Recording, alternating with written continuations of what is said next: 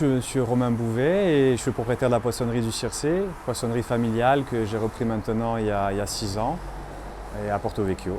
Voilà. C'est Lucchini Alexandre. Je suis pêcheur professionnel sur Solenzar, sur le bateau Le Corail depuis maintenant 10 ans. On vend pratiquement tout le poisson à la poissonnerie. Ça peut nous arriver de faire des marchés aussi, le marché local le dimanche sur Porto Vecchio. On a le poulpe au pot, qu'on pêche uniquement au pot. La nasse pour la langouste, on ne la pêche plus au filet par des soucis d'éthique écologique. Donc on a quand même essayé de réduire au maximum notre impact écologique. C'est assez compliqué. Nous, on y a été confrontés depuis toujours. Il n'y a pas de criée en Corse, donc on est obligé de tout vendre soi-même et de se débrouiller au maximum.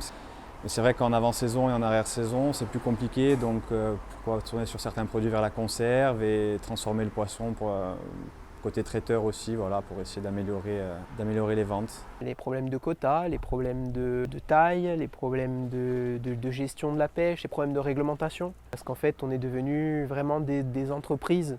C'est-à-dire qu'il n'y a pas que la journée de pêche à penser, il y a la journée de pêche et la journée administrative. Il faudrait essayer, je pense, un petit peu de développer un petit peu l'arrière-saison, un petit peu plus le début de saison, peut-être aller ouvrir à d'autres clientèles qu'on n'a pas encore en Corse. Quand on a commencé le pescatourisme, au début, on adaptait une activité à un bateau.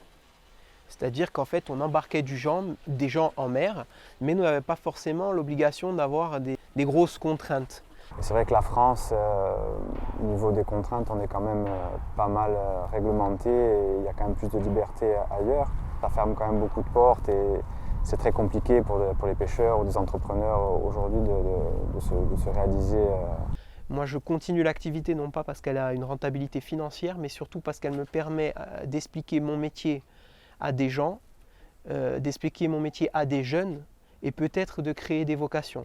Ça permet aussi de faire venir une clientèle peut-être un petit peu plus respectueuse de l'environnement et le fait qu'elle soit là accompagnée de quelqu'un d'ici, ça peut les inciter à être plus responsables, je dirais, de la mer et du milieu marin et de la nature. Voilà.